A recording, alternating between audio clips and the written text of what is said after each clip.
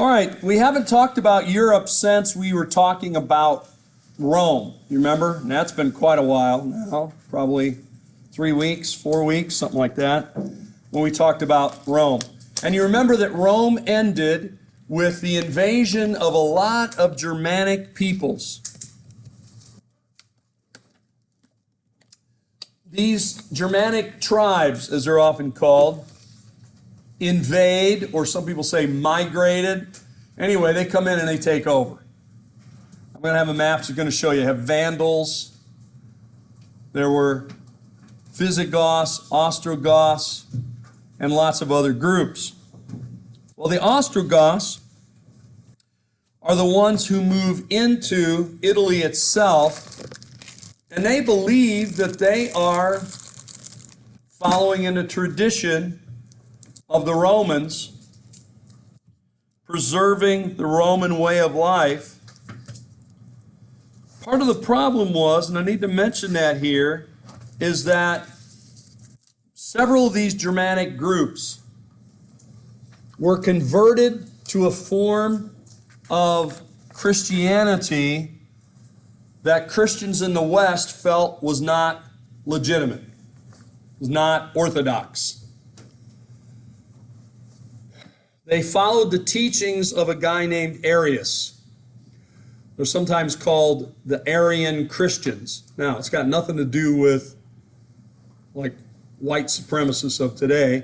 Arius was a guy who taught basically that Christ was subordinate to God the Father. So this is a major controversy in the 4th century in the church. Is what is the relationship of Jesus, God the Son, to God the Father? Now, the Orthodox view is that there's a Trinity. You have God the Father, God the Son, and God the Holy Spirit. They are equal. They are one. But Arius said God the Father was superior to God the Son. And he didn't talk much about the Holy Spirit. So basically what happens is, one of the things that would happen at this time is that they would exchange children as a form of peace treaty. So you send me your son and I send you my son, and I won't attack you and you won't attack me because we don't want anything to happen to our children.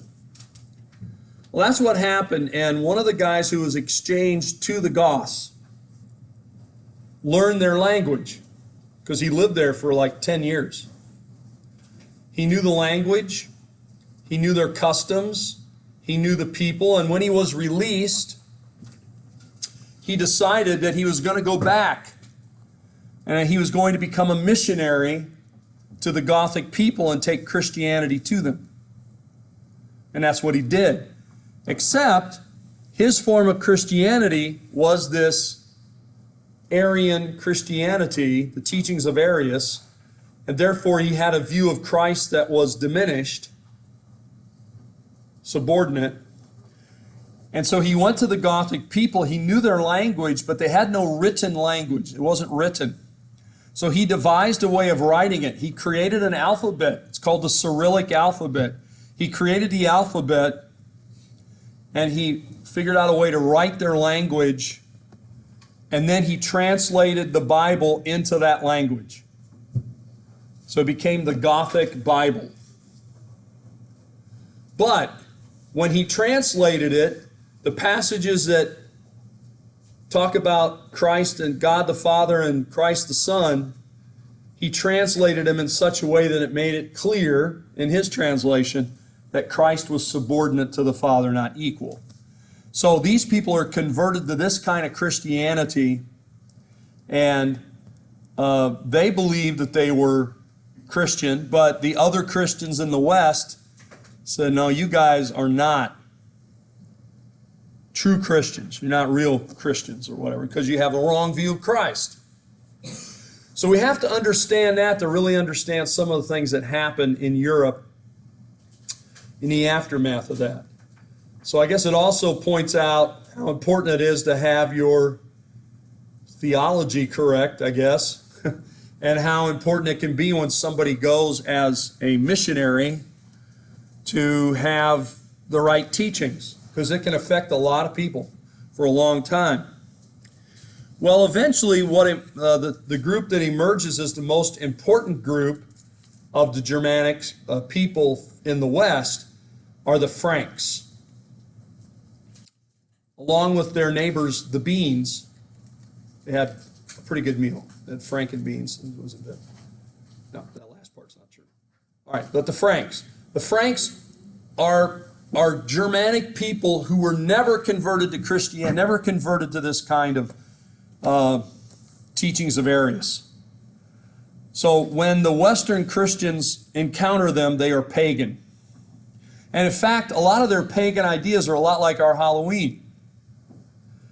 They worship trees and, sort of had Druid ideas, much like the Celtic Druids. So here is a map that shows us where the Franks are. Notice they're way up in the north. And then you have the Ostrogoths who move down into Italy. You have the Visigoths which move into Spain.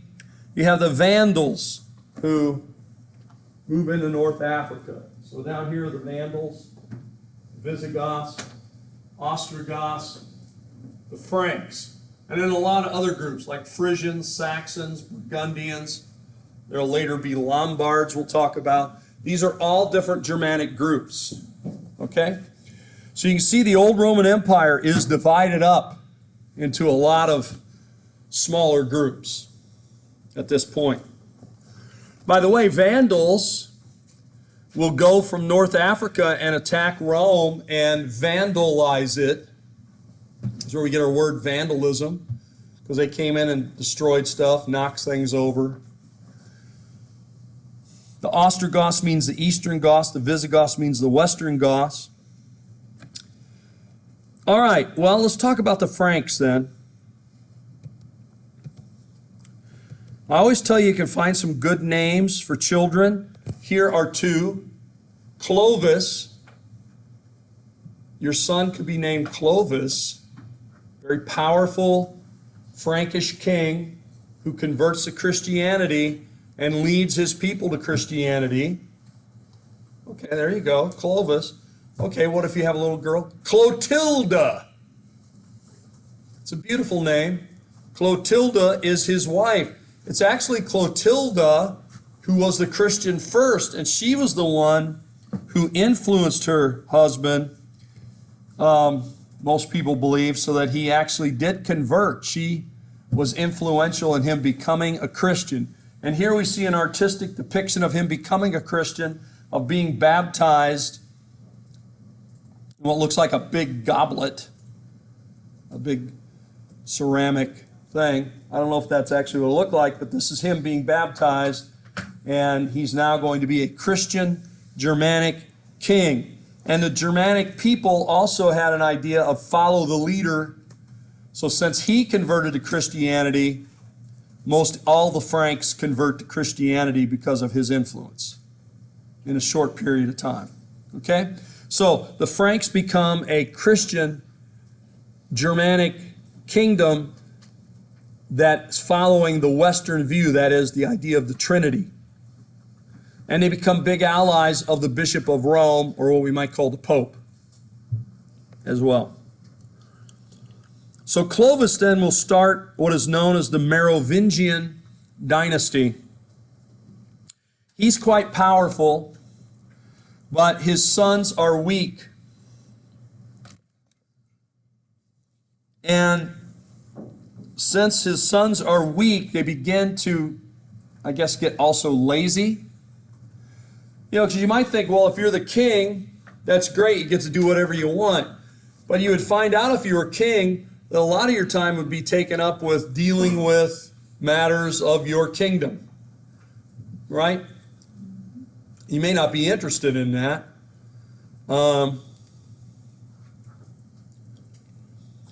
So one thing the king had was a guy who worked for him who was called the mayor of the palace. The mayor of the palace took care of the day-to-day operations of the palace. Okay? You know, like making sure there was food there, making sure all the fields were tended to, the animals, you know, the vegetables, making sure that the maids and the cooks and everybody else were doing their job, that kind of thing. It was an administrative position that ran the palace. But what the king started to do, they would come to him and say, oh, we need a decision about this. We need a decision about this. What are we going to do about this?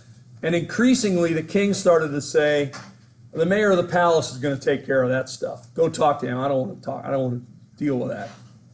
So the mayor of the palace's job got expanded. And pretty soon people figured out if you want something done, don't go talk to the king. Go talk to the mayor of the palace. All right?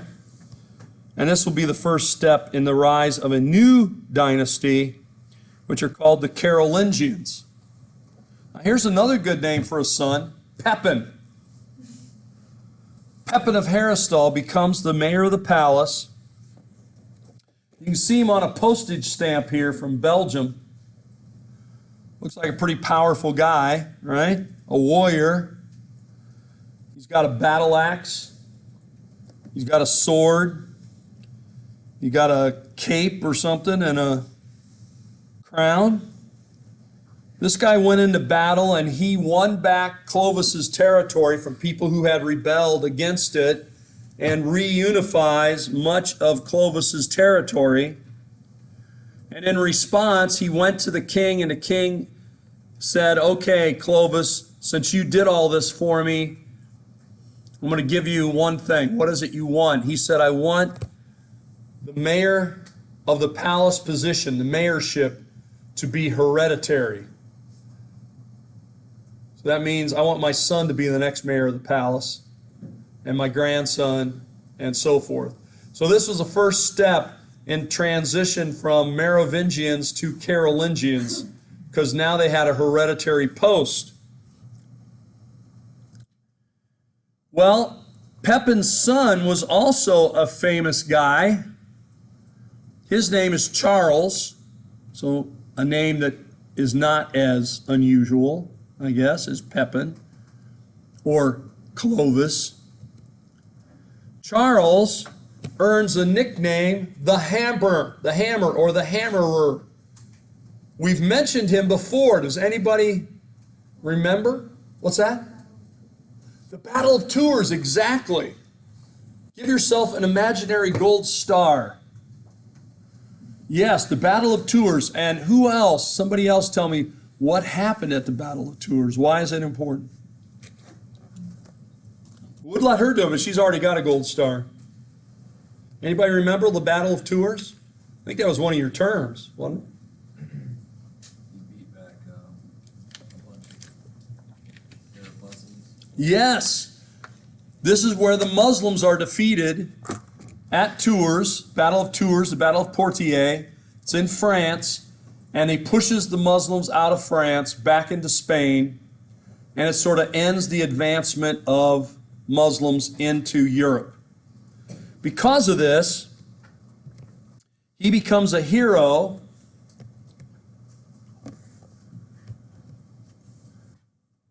to Christians, to the Pope,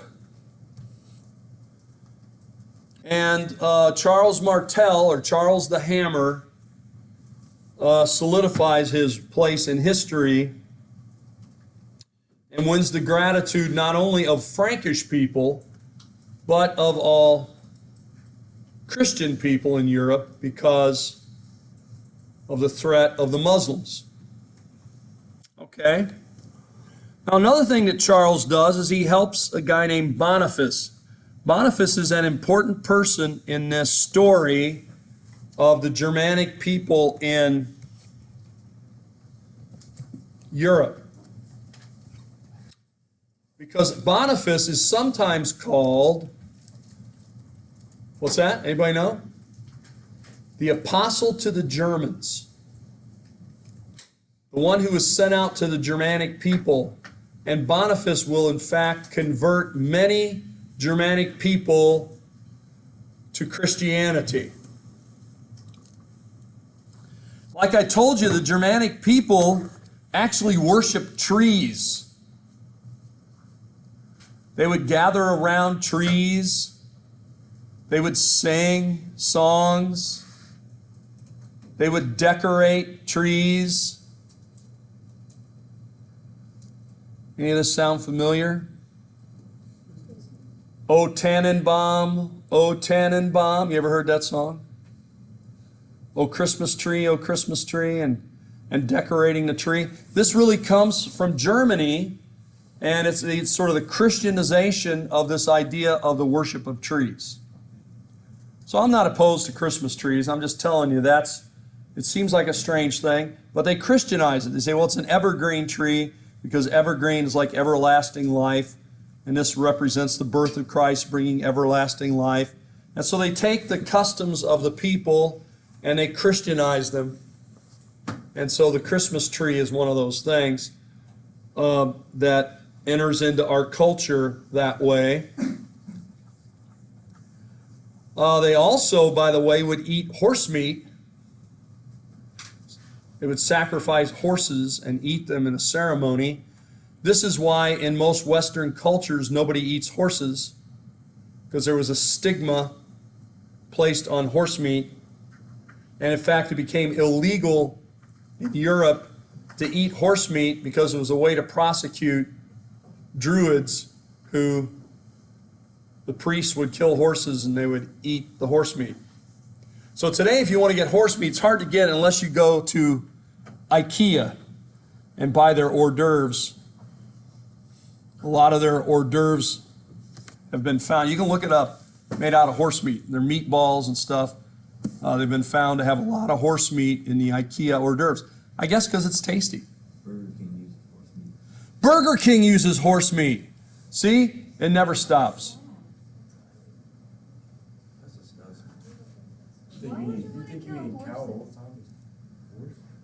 Horse is delicious.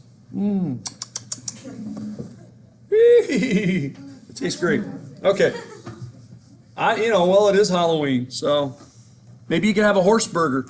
There used to be a chain of hamburger restaurants that were called Roy Rogers Burgers. Roy Rogers You probably don't know who Roy Rogers is. You know who Roy Rogers is? He was a cowboy, had a TV show and stuff, and he had a horse named Trigger, and his wife was named Dale, and he had a dog named Bullet. Well, anyway, I used to have those when I lived in Cincinnati years ago, and I would go in there and I would ask them for a Trigger burger, and they usually didn't like that much, but I used to eat there. Yeah, Roy Rogers Burgers, Roy Rogers Hamburger Restaurant, or something like that. Not in existence anymore. Too bad. Well, by converting the people, you could bring unity to the people because they'd all have the same religion. Well, this takes us to the next. Pepin. Pepin the Short. Later known as Pepin the Great. He's the son of the Hammer, and he's made king of the Franks in 751. Why? He helped the Pope. Pope Zacharias was having troubles with another Germanic group called the Lombards. The Lombards were Arian Christians, like we've already explained, and the Pope claimed territory in Italy, and they said, no, it's our territory. And basically, Pepin came down and helped the Pope. In gratitude for that, he said to the Pope, Pope, who should be the king? The person that does the job of the king, or the person who has the title? And so the Pope knew what he meant. And so the Pope crowned him king of the Franks. And the current king at that time was named Childeric III. Childeric III is sent to a monastery, and we see Boniface crowns Pepin the king of the Franks. By the way, by sending Childeric to the monastery, Why would that be important? Instead of just deposing him. What does it mean to be a monk? Yeah. You have no sons, so your lineage dies out. Yes, you can't have any legitimate heirs. If you have children, they're not legitimate children because you're a monk. You're not supposed to have children. Another vow of a monk not only is celibacy, but poverty. Monk's not supposed to have any property. So this will remove Childerich's claim to anything to do with his kingdom, and also remove the claim to any of his children to the kingdom later. Okay? So that's a pretty good way to get rid of somebody without getting rid of somebody, without killing them. You can neutralize them and their heirs. Well, Pepin then gets drawn into another interesting situation. Remember, the Lombards claimed this territory in Italy, and the Pope says, no, this is my territory. And in fact, he goes then to Pepin and he says, Pepin, will you reaffirm my authority over this territory? And Pepin says, well, what territory is it? And so the Pope produces a document that's called the Donation of Constantine. And of course, Constantine is the first Christian emperor. And of course, obviously, he had a lot of clout. His name still did. Some, 400 years later, still people are thinking, oh, Constantine, he was a real deal, right? He was the Roman emperor who was the first Christian, and he allowed Christianity to be legalized. If you remember all of that, we talked about it. And the Pope says yes, and he gave the Bishop of Rome this territory in Italy. Here's the document. So he showed him the document, and Pepin said, well, if it's good enough for Constantine, it's good enough for me. And so he issues the donation of Pepin and reaffirms that. It turns out most people believe that donation of Constantine was a phony document, but it does become the basis for the Papal States. By the way, the Pope owns a lot of land in Italy up until about 1870. He lost some in 1860, and he loses the rest in 1870. But still, the Pope today is a ruler over territory. It's called the Vatican, or Vatican City. Anybody here been there? To the Vatican? One? Okay. And what they have there, right, is they have their own security or military, right? The Swiss Guards. They have their own post office. They have their own court system. They have their own bank. I mean, they are their own little country. And granted, it's a very little country because it's just a few blocks in the middle of Rome. Well, on the edge of Rome, you've got the Vatican, right? But what that means then is that the Pope is not just a religious leader. Still today, the Pope is also the ruler of a tiny state.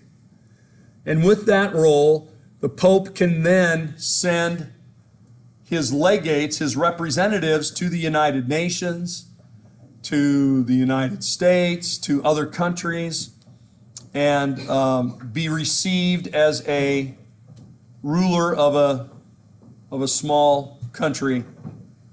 Okay? So the Vatican is the only remnant of today. Here is a map that shows you where the Papal States were. They went all the way from Ravenna in the north down to Rome. So you can see that this part, Ravenna down to Rome, all that was controlled by the Pope. And the Pope controlled all that for hundreds of years, over 1,000 years. I lost this part in 1860 when Italy was unifying, and then lost the rest of it in 1870, finally when Italy is unified under one king, the King of Italy, but still maintains Vatican City. Okay? You know, some people collect postage stamps. Some people still do that. And the postage stamps from the Vatican City, are usually some of the most valuable because they're the most rare. So a lot of people, when they visit the Vatican, actually go to the post office. They used to go to the post office. They'd buy a postcard. They'd buy the stamp. They'd address it and mail it back to themselves and put it in a post box.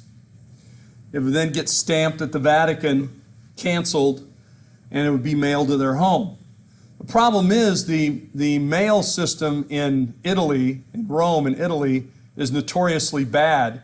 So a lot of times they lose the letters. So now what people do, and it also saves the Vatican a lot of trouble, you go there and you buy a postcard, you buy the stamps, you put it on the postcard, you hand it to the guy, he stamps it right then, and just hands it back to you, and you take it home with you yourself. Because that's what a lot of people are doing. Or you hand it out as gifts to people who collect Vatican stamps or any kind of postage stamps. Well, let's move on to another guy. This guy I hope you come to know better, because remember you have an assignment that's coming up here very shortly, so check your postings. You're supposed to read The Life of Charlemagne. Don't forget. The Life of Charlemagne. You don't have to buy it. It's online. There's a link. You click on it. It pops right on your screen, and you can read it. Read on your phone, read on your computer, whatever you have.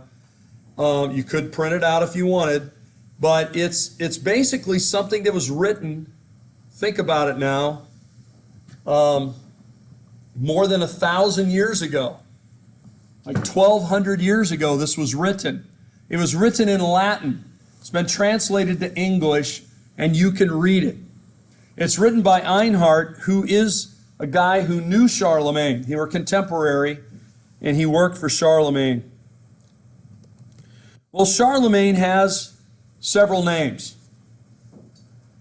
You could call him Charles the Great in English.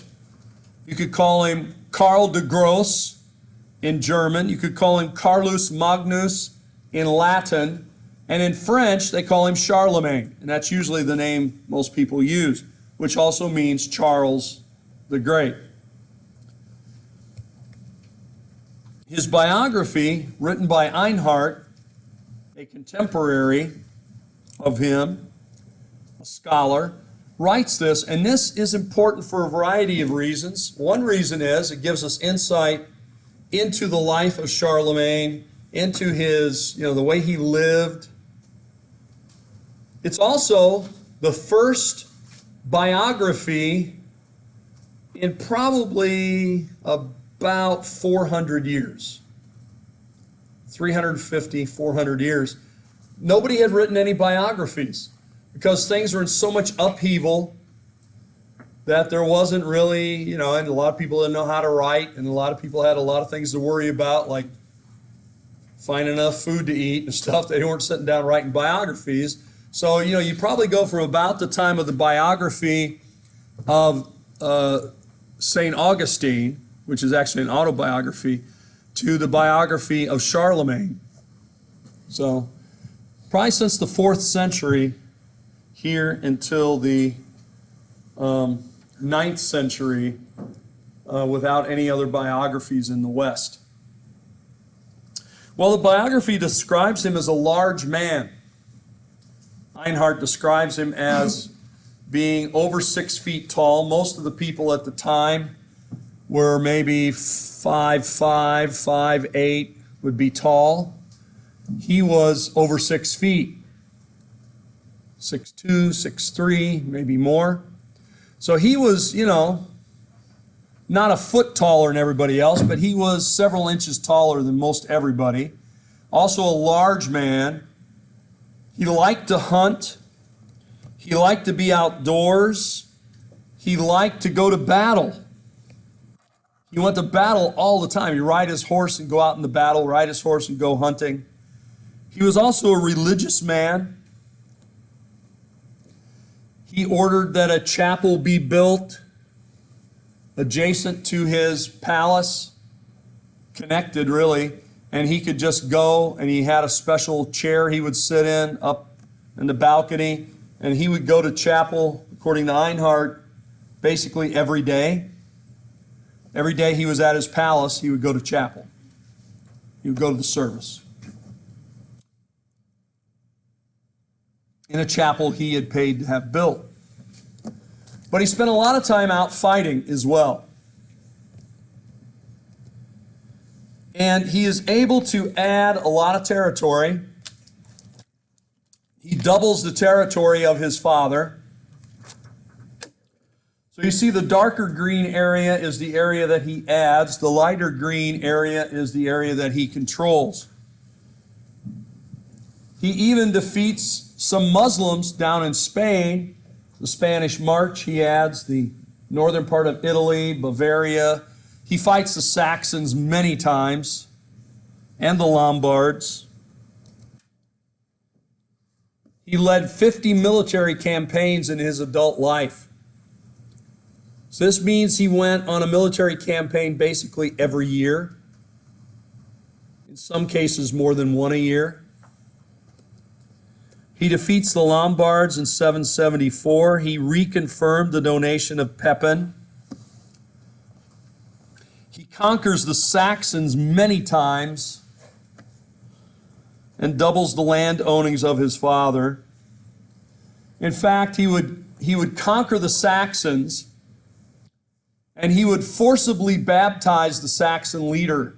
He'd have him baptized to sort of force him to be a Christian, and all the Saxons would become Christians.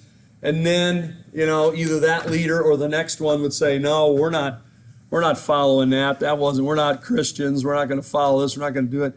And then Charlemagne would have to go back and fight them. I've forgotten how many times. Think about more than a dozen times he has to fight the Saxons and defeat them. And he doubles the land ownings, land holdings of his father. He also has a relationship with the Bishop of Rome, the Pope. Like you see a picture here of Pope Hadrian or Adrian I, where he helps him and saves him. Here's another map that shows you the territory. Maybe this is clearer. You have the Muslims down in Spain, but he takes the Spanish March down to Barcelona. He takes Brittany, he takes Saxony, he takes Bavaria, takes the northern territories of Italy, brings them under his authority, like the Papal States. He guards the Pope. So he builds a pretty good, obviously not as big as ancient Rome, but Western Europe comes under his control. All except for Spain.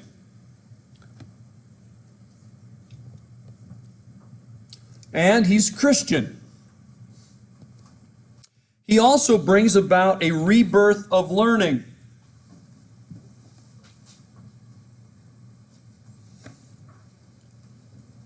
He leads what is called the Carolingian Renaissance, not to be confused with the Italian Renaissance. The Carolingian Renaissance is going to try to bring learning back to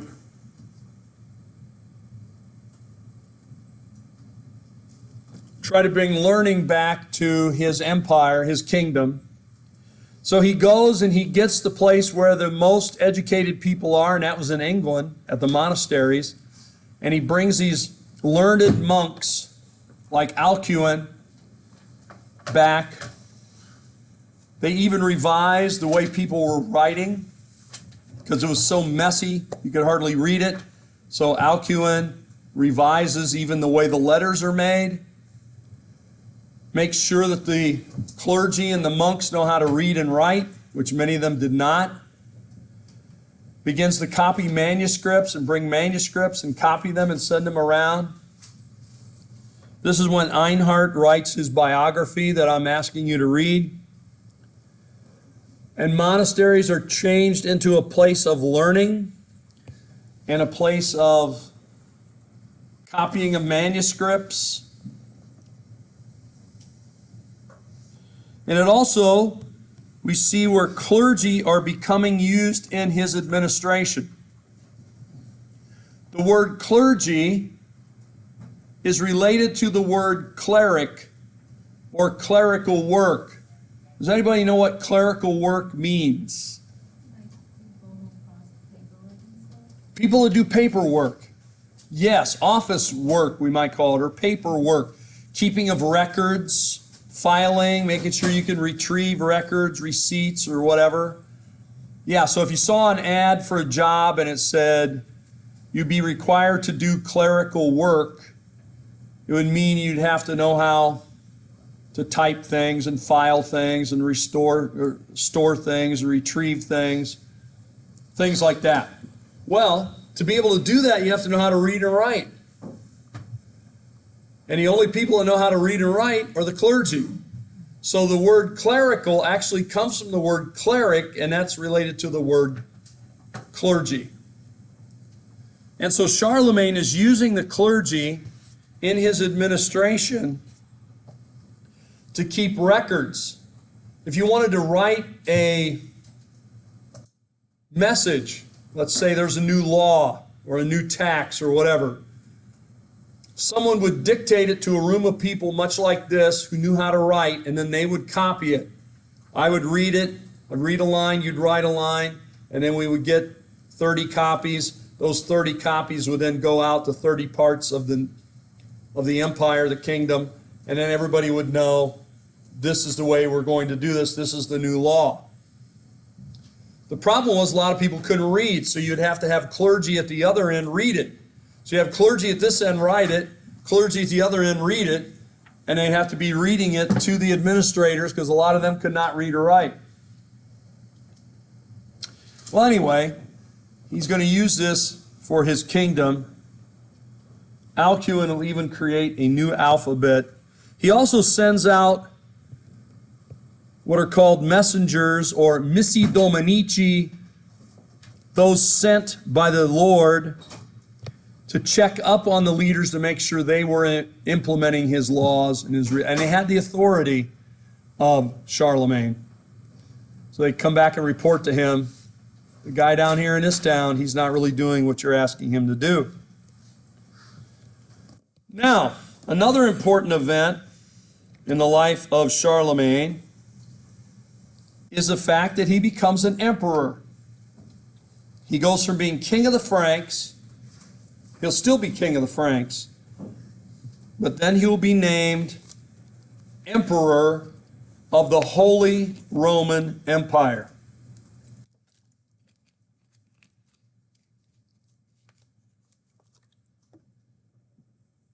This will happen when he goes to help out the Pope. In this case, the Pope's name is Leo III.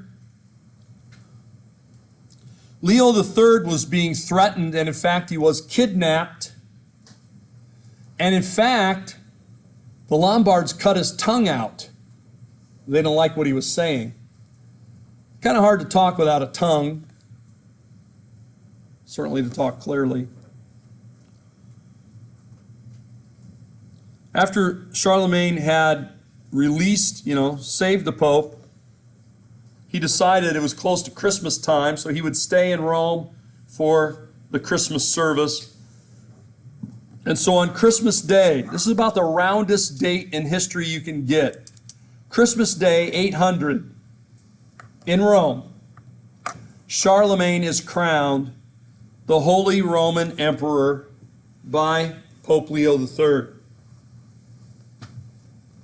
It's holy because it's Christian, and it's Roman because it's the old Roman Empire now ruled by the Franks. And so, as you can see in the drawing here, Pope Leo takes the crown, and as he puts it on Charlemagne's head, he says, Charlemagne,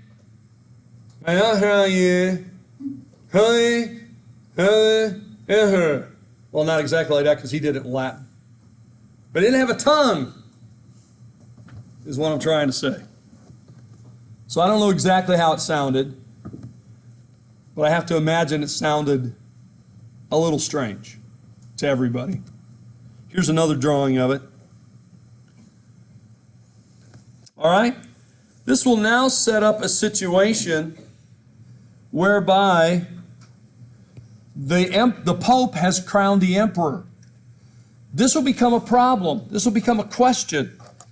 The question is, who really has the authority?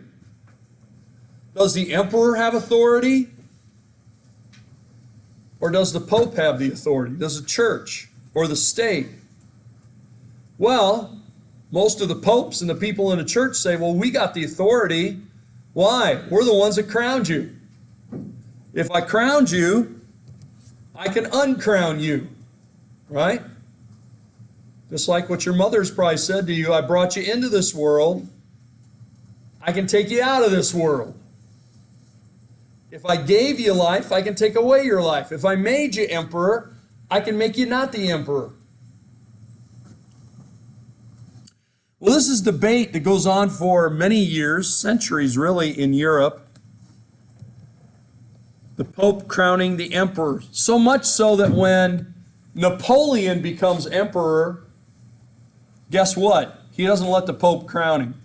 You know who crowns him? Who crowns Napoleon? Anybody know? Himself. He crowns himself emperor. Well, Charlemagne believed that he was the ruler, that the state ruled the church, and that the bishop should submit to the government authorities. But of course, this will become a debate that will reemerge in various ways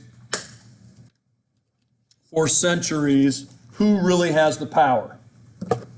I think Charlemagne might say to the Pope, I've got the power. You were kidnapped. They cut your tongue out. I saved you, brought you back to Rome.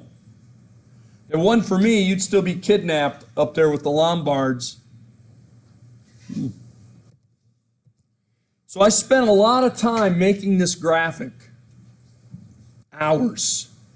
It was tedious to try to illustrate what I'm talking about. All power can be designated. All power is from God. Okay? I think we could agree. A lot of people would agree at this time. God's got all the power. God designated power. Basically, God designates power to three areas. I've only got two up here. One is the family through parents. We're not even going to talk about that. That mothers and fathers have authority over their children that you may or may not like. But that is the way it's set up. That God has power He's designated to church leaders over the church, and that He's designated temporal power to the government. Might be a king, could be a president, could be a government official. But God has all the power and He's designated it. Well, in this case, we're just looking at two parts. Spiritual realm. Pope's going to claim God put him in power over all the things that are spiritual. The emperor's going to claim God gave me all the power over things that are temporal. Temporal comes from the word temporary. Okay? Because this world is going to be destroyed and will pass away. It's temporary. But the question then is, what's the relationship between the emperor and the Pope? So this becomes the issue. Is the Pope over the emperor? Is the emperor over the Pope? And it depends on who you talk to is what they think. Most of the temporal rulers, like emperors and kings, think they are the ones that are in charge. Whereas the Pope says, well, look, I answer only to God. God has all the authority. Spiritual things are more important than earthly things, so I have the power. But in practicality, of course, if you get into military trouble and things like that, it's kind of nice to have an army backing you up. Well, here's another thing we need to think about, and that is the way that things get divided up in the Germanic world, what we might call Teutonic inheritance or Germanic inheritance. The custom that they had is that it would be divided between sons. Remember when we talked about the Mongols? When was that? week ago, I don't know, we said that the Mongols divided things up between the sons of their first wife. Well, Christians typically only have one wife, so things are divided between their sons. And that's the way Germans did things. So if you have 3 sons, you would divide up your kingdom into 3 parts. So it's pretty easy then to divide, subdivide, subdivide.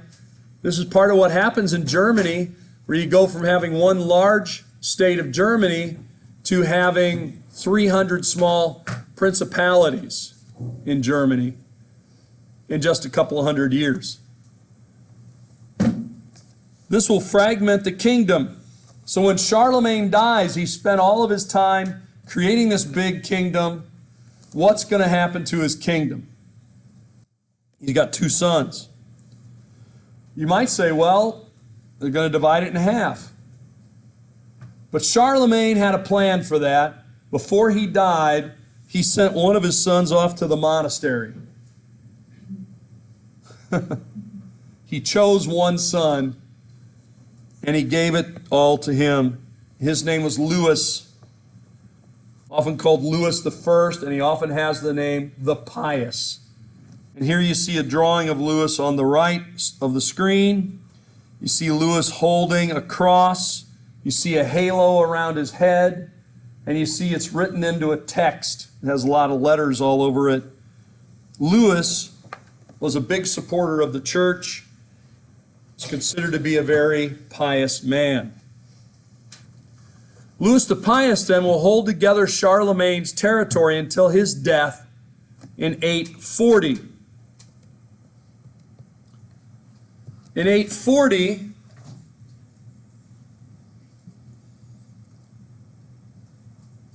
Louis will end up having 3 sons, by the way. He has 2 sons by his first wife. That wife dies, then he remarries and has another son by his second wife. That's going to complicate it even more, because the brothers of the first wife believe that they are older. Well, they are older, but they also believe they are more legitimate than the third son, who they see coming from a different mother, is not as legitimate. And they all end up fighting over his territory after he dies. So the 3 sons are Louis the German, Charles the Bald, and Lothar, well, just Lothar. All right, so basically, we're going to see that this is going to explain. If you take a look at the modern map of Europe, you're going to see things are divided. You're going to see France on one side, you're going to see Germany on the other side, and then Italy down below. But guess what you see in the middle there? A lot of small countries, right? Netherlands, Belgium, Luxembourg, Liechtenstein, Switzerland, all those smaller countries in the middle. You can really see how this works. Charles the Bald gets France in that area in the west. Louis the German gets the area in the east. And then Lothar gets the central area from basically the Netherlands down to Italy. He thought he was getting the best piece of it because he was getting the capital, getting all the way down to Rome. But it was the hardest thing to hold together because it was long, very long, and it had the Alps running through the middle of it. And so it ends up dividing. And in fact, a lot of the conflicts in Europe between France and Germany are fighting over that area in the middle. Alsace and Lorraine, Switzerland, so forth. So I think it helps understand a lot of the history of Europe to see that this division of Charlemagne's grandsons affects the history of Europe for hundreds of years to come. So basically, they kind of team up, they fight against each other, but they do end up dividing it this way. And when they draw up a treaty for this, the treaty that they draw up, called the Treaty of Verdun. The Treaty of Verdun is actually written in 3 languages. The Treaty of Verdun was written in 843. So in other words, they fight for 3 years. From 840 to 843, they fight. They finally make an agreement between them. Charles the Bald gets France. Louis the German gets Germany. And Lothar, in the center, goes all the way up here from Belgium and the Netherlands, down through parts of Germany, parts of France, the mountains of the Alps, and on down Papal States, and on down into Italy. So he felt he got the best part, which in some ways he did. But that was the part that becomes the hardest part to maintain, because it is so spread out. It is narrow. Goes all the way from the North Sea to the Mediterranean. But in fact, there has been a lot of fighting between the French and the Germans over this territory and this territory. And that can explain, or at least help to understand, a lot of the conflicts in Europe, which will happen for the next several centuries. Will be sort of figuring out the aftermath of the Treaty of Verdun in 843. Any questions there? All right, we're going to end it there for today.